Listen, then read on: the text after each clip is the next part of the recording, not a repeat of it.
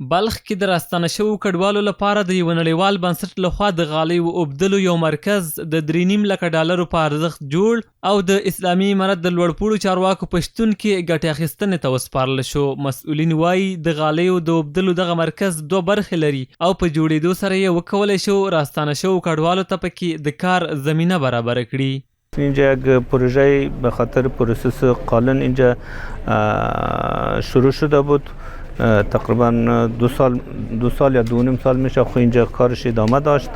امروز خاتمه یافت دیگه. شما شاهد هستین خیره رسما ما افتتاح کردیم و کارش انشالله در آینده شروع میشه. په دې کې مهاجرین بې ځایه سوي خلک دلته راغلي و، دلته په ځای پر ځای سوي دي. زموږ خپل د وزارت ځمکه ده، نو دلته موږ یو سنتر جوړ کړی.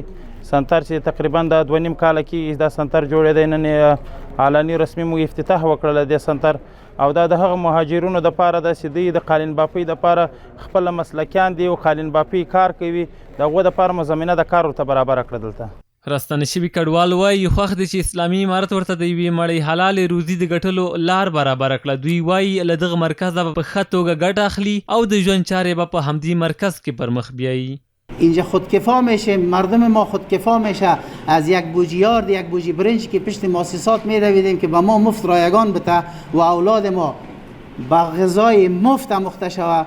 چون اینجا پروسه قالین است، اینجا مردم قالین بافاست. از اولی قف دست خود که پیدا کنه با این افتخار میکنیم و این پروسه را تا که زنده استیم خود ما اولاد ما با وجه حسنش پیش میبریم. په دې مراسمو کې د بلخ مرستیال والی مولوي نورالهادي ابو ادریس وویل اسلامي امارت ژمن دی چې د ټولو هیوادوالو ستونزې به حل کوي. نوموړي د سیمې خلکو ته ډاډ ورکړ چې د دوی اړتیاوې به پوره کوي او ستونزې به یې حلوي. امارات اسلامی و همیشه شکست این مردم را فراموش نمیکنه و فراموش کردن نیست و همیشه در خدمت شما.